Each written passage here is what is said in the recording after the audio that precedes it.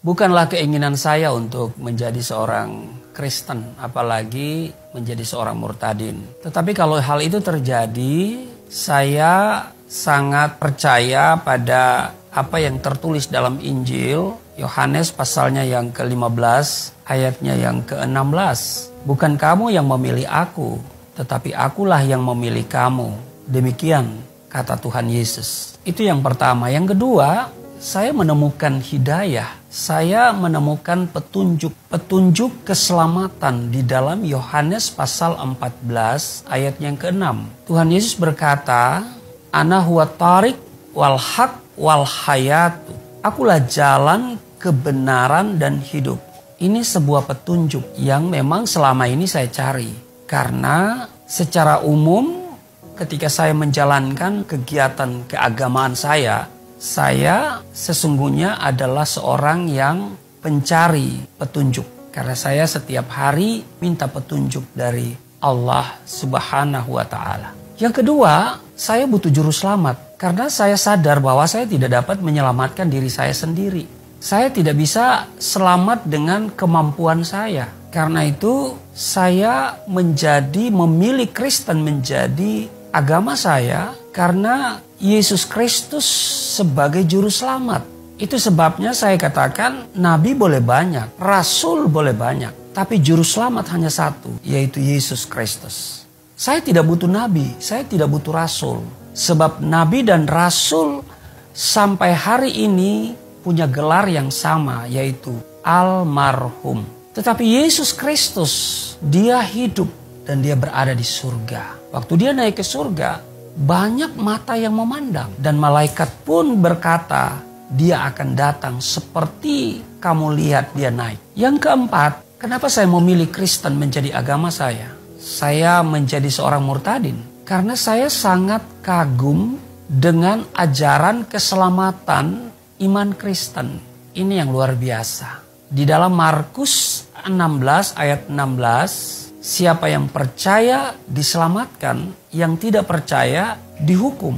Jadi siapapun engkau yang tidak percaya kepada Yesus Kristus sebagai Tuhan dan Juru Selamat, binasa. Sekali lagi saya tegaskan, binasa. Saya seorang yang terlahir dari keluarga yang sangat ketat dalam menjalankan syariah agama. Orang tua mengajarkan juga nilai-nilai agama. Ya, bahkan obsesi dari orang tua adalah supaya anaknya menjadi seorang yang sungguh-sungguh beragama dengan baik, beriman dengan baik. Karena itu saya pun demikian.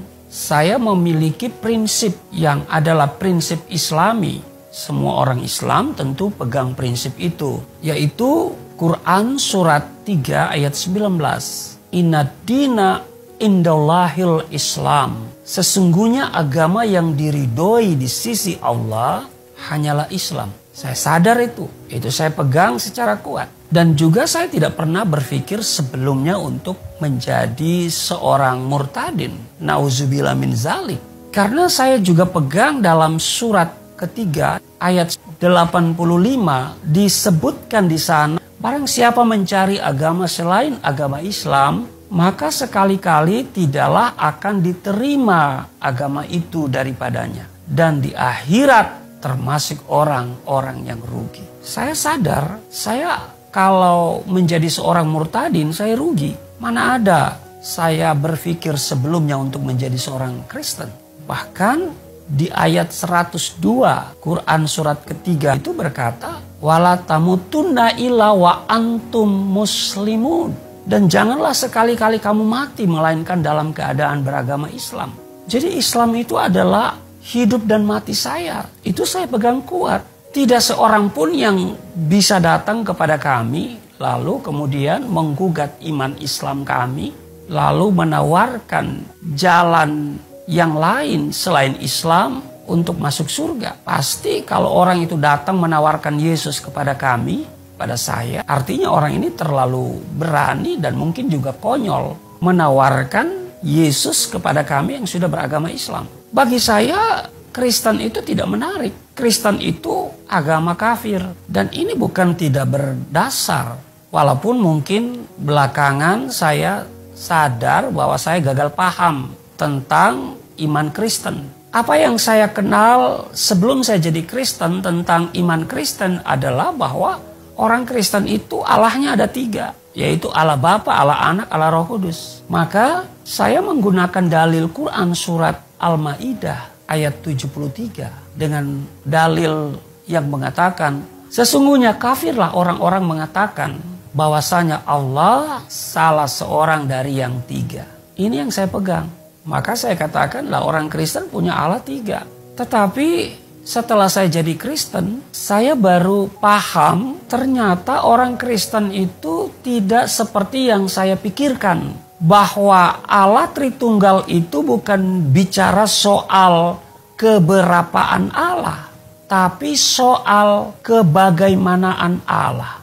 Kekristenan bukan seprimitif yang kita bayangkan bahwa mereka punya Allah yang 3. Sebab kekristenan itu muncul dalam tradisi Yahudi yang sangat ketat memegang konsep monoteisme. Seperti dalam Ulangan pasal 6 ayatnya yang keempat dikatakan Sema Yisrael Adonai Elahenu Adonai Ehad.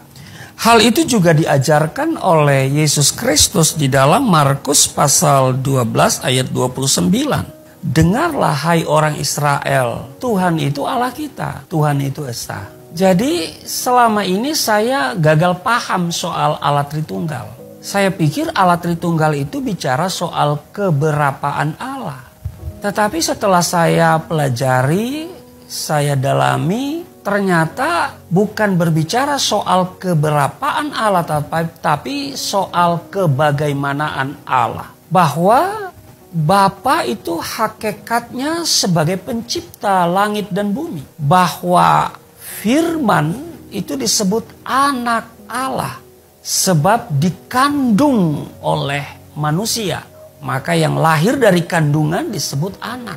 Lalu kemudian Roh Kudus, yaitu Allah itu sendiri yang memberikan kehidupan. Itu secara sederhana ya. Nah karena itu sekali lagi bahwa kekristenan itu tidak seperti yang saya pikirkan. Bahwa mereka punya Allah 3. Tetapi Allahnya hanya 1. Esa. Yang kedua saya katakan orang Kristen itu kafir.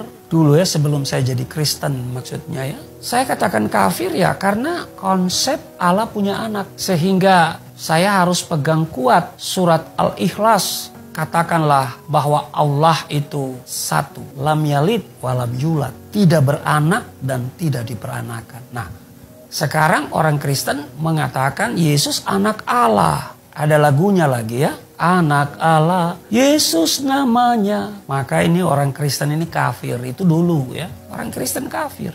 Sebab dikatakan di dalam Quran surat Al-Baqarah 116. Mereka dalam kurung orang-orang kafir berkata Allah punya anak. Lah orang Kristen punya konsep Yesus anak Allah. Benar nih orang Kristen ini kafir. Itu saya dulu. Itu yang kedua. Yang ketiga, saya berani katakan orang Kristen itu kafir. Ya tentu sebelum saya jadi Kristen ya.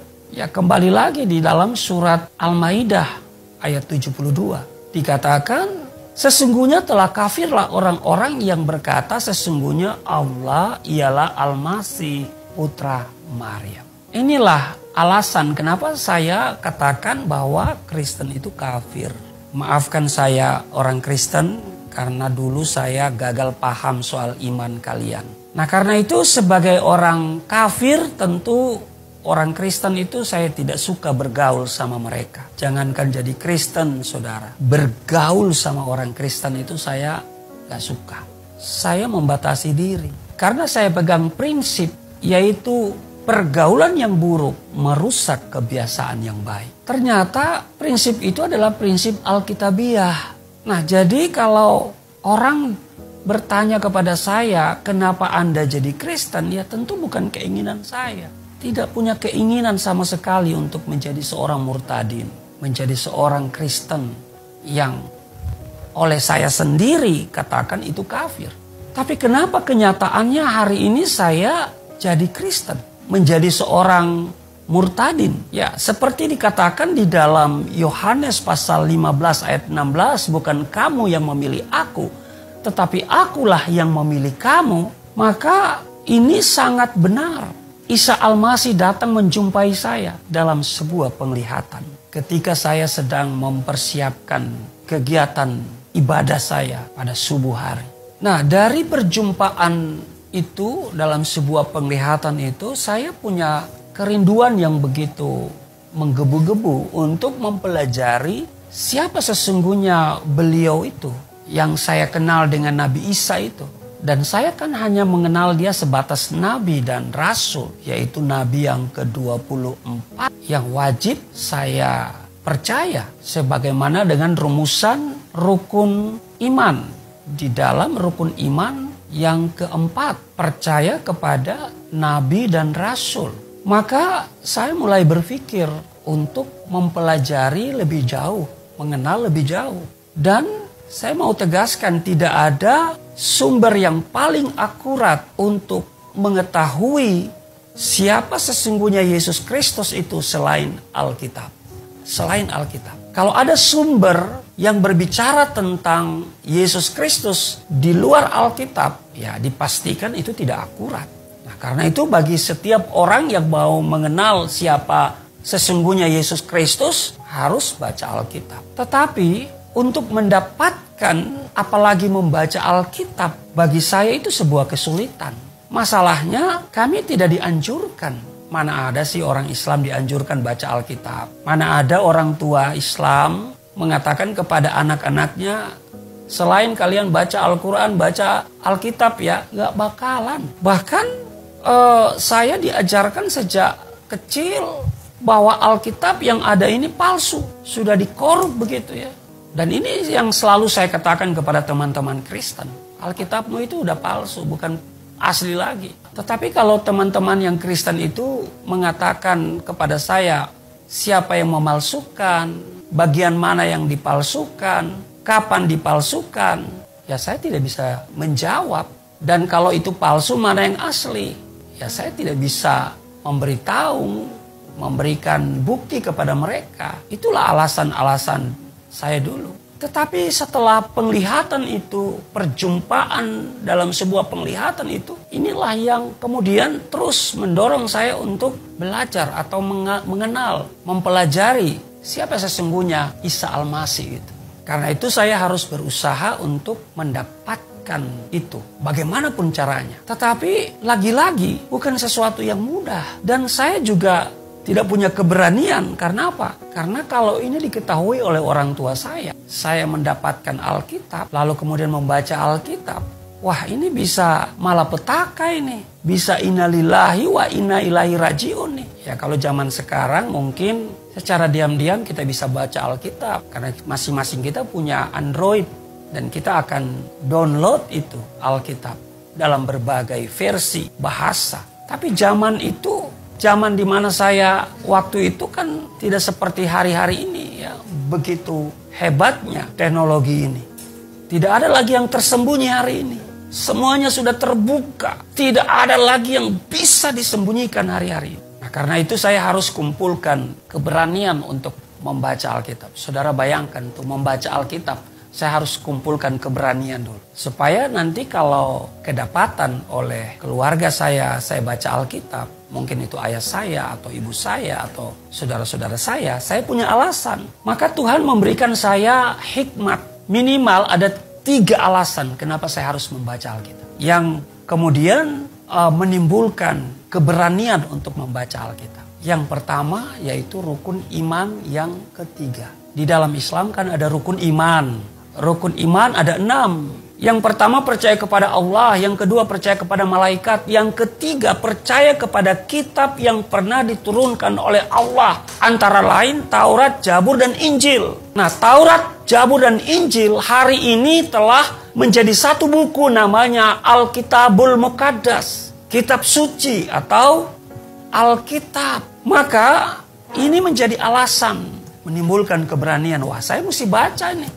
Saya memulai membaca Kejadian, Keluaran, Imamat, Bilangan, Ulangan, dan seterusnya. Tapi saya tidak begitu tertarik untuk membaca secara keseluruhan. Karena itu saya harus segera melangkah pada Perjanjian Baru. Nah, pada Perjanjian Baru Matius, Markus, Lukas, dan Yohanes, yang paling saya suka baca yaitu Injil Yohanes. Ketika saya membaca Injil Yohanes, maka saya menemukan hidayah di sana. Saya menemukan petunjuk. Mulai dari Yohanes pasal 5 ayat 24. Di sana dikatakan, aku berkata kepadamu, sesungguhnya barang siapa mendengar perkataanku dan percaya kepada Dia yang mengutus aku, ia mempunyai hidup yang kekal dan tidak turut dihukum, sebab ia sudah pindah dari dalam maut ke dalam hidup. Saya terus membacanya, dan paling menarik adalah Yohanes pasal 14 ayat 6. Akulah jalan, kebenaran, dan hidup. Tidak ada seorang pun yang datang kepada Bapa kalau tidak melalui aku, kata Tuhan Yesus. Tuhan Yesus berani berkata tidak seorang pun yang datang kepada Bapa. Bapa itu di mana? Di surga. Karena Dia mengajarkan doa Bapa kami yang di surga. Ini artinya tidak seorang pun yang datang ke surga kalau tidak melalui Yesus. Saudara yang mau ke surga, suka atau tidak suka, senang atau tidak senang, harus melalui Yesus. Kalau tidak melalui Yesus, binasa. Orang Manado bilang mampus. Itu sebabnya saudara, waktu baca ayat ini saya begitu luar biasa. Ini dasar. Yesus berkata, akulah jalan, kebenaran, dan hidup. Saudara mau jalan yang benar harus melalui Yesus. Hidup yang benar harus melalui Yesus. Dan terus saya baca dan menemukan lagi Kisah Rasul. Dalam Kisah Rasul 4 ayat 12 saya menemukan sebuah ketegasan. Dan keselamatan tidak ada di dalam siapapun juga selain di dalam Dia. Sebab di bawah kolong langit ini tidak ada nama lain yang diberikan kepada manusia yang olehnya kita dapat diselamatkan. Tetapi saudara, walaupun saya baca sudah ayat-ayat ini, tidak dengan mudah untuk melepaskan iman Islam. Masih saja pikiran saya belum sepakat dengan hati saya. Hati saya sudah mengatakan, suara dalam diri saya berkata ini sebuah kebenaran. Tapi pikiran saya masih berkata Alkitab palsu. Saudara, ini sebuah pertentangan antara akal dan hati nurani saya. Tidak mudah. Saya sekarang masuk pada situasi dilematis. Saya masuk dalam sebuah kebimbangan yang begitu dalam. Saya menjadi orang yang kemudian melepaskan semua kegiatan-kegiatan keagamaan saya, berdiam diri sambil saya berdoa secara pribadi. Dalam hati saya berseru kepada Tuhan, Engkau yang mempunyai kebenaran itu. Sekarang saya bingung mana yang saya harus pilih. Saya katakan kalau Alkitab ini benar, lupakan saya kepada yang lain, pikiran-pikiran yang lain. Tapi kalau Alkitab ini salah, lupakan saya untuk selama-lamanya kepada Alkitab ini. Saudara, berhari-hari, berminggu-minggu, berbulan-bulan saya seperti itu. Saya berdoa dalam hati saya. Saya membatasi kegiatan-kegiatan keagamaan saya. Tapi kemudian sosok yang luar biasa, pribadi yang luar biasa itu, Dialah Yesus Kristus kembali datang dalam sebuah penglihatan. Dia mengulurkan tangannya. Dia berkata, datanglah kepadaku, niscaya kau akan mendapatkan kedamaian. Memang saya cari damai karena saya berada dalam kebimbangan. Dari statement itu saya kemudian membaca lagi Alkitab. Dan saya tiba pada pembacaan yang sangat luar biasa. Yang sekaligus saya tidak pernah ragu lagi dan harus ambil keputusan. Roma pasalnya yang ke-1 ayat 16 dan 17. Sebab aku mempunyai keyakinan yang kokoh dalam Injil. Karena Injil adalah kekuatan Allah yang menyelamatkan setiap orang percaya. Saudara, ini luar biasa. Saya akan baca secara lengkap ayat itu, saudara. Sebab aku mempunyai keyakinan yang kokoh dalam Injil. Karena Injil adalah kekuatan Allah yang menyelamatkan setiap orang percaya. Pertama-tama orang Yahudi tapi juga orang Yunani. Sebab di dalamnya nyata kebenaran Allah yang bertolak dari iman dan memimpin kepada iman. Seperti ada tertulis, orang benar akan hidup oleh iman. Saudara, dua ayat ini saya simpulkan dalam satu kalimat yang pendek. Injil adalah kebenaran dan kekuatan Allah yang menyelamatkan setiap orang. Katakan amin.